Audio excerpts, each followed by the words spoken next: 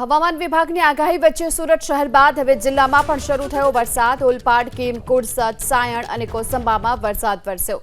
એક સપ્તાહથી ઉકળાટની વચ્ચે વરસાદથી વાતાવરણમાં ઠંડક પ્રસરી ચૂકી છે। તો સુરત શહેર બાદ હવે જિલ્લામાં પણ વરસાદની શરૂઆત થઈ છે। સુરત જિલ્લાના ઓલપાડ, કીમ, કુડસદ, સાયણ, કોસંબા સહિતના આસપાસના ગ્રામ્ય વિસ્તારોમાં પણ અત્યારે વરસાદની શરૂઆત થઈ। એક સપ્તાહના ઉકળાટ બાદ હવે વરસાદ વરસ્યો છે, ત્યારે લોકોને પણ ગરમીથી રાહત મળી છે। વધુ વિગતો મેળવીએ સંવાદદાતા ઇન્દ્રમલ આપણી સાથે જોડાયા છે। ઇન્દ્રમલ, ક્યાં કેટલો વરસાદની શું સ્થિતિ?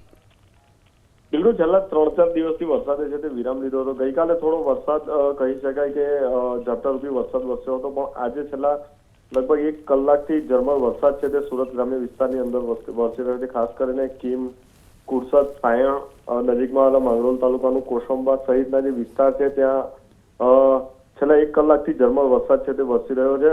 ખાસ કરીને વરસાદને લઈને જે વાતાવરણમાં છે તે ઠંડક પડશે, જે બફારો થઈ રહ્યો હતો, અચાનક જ જે ગરમી શરૂ થઈ હતી તેમાંથી છે તે રાહત મળી છે। જી આભાર આ માહિતી માટે।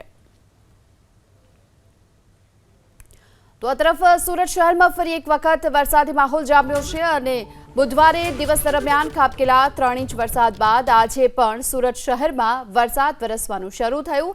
શહેરના રિંગ રોડ પરના મજુરા, અઠવા, મૈદરપુરા, ઉધના સહિતના વિસ્તારોમાં પણ સતત વરસાદ વરસી રહ્યો છે।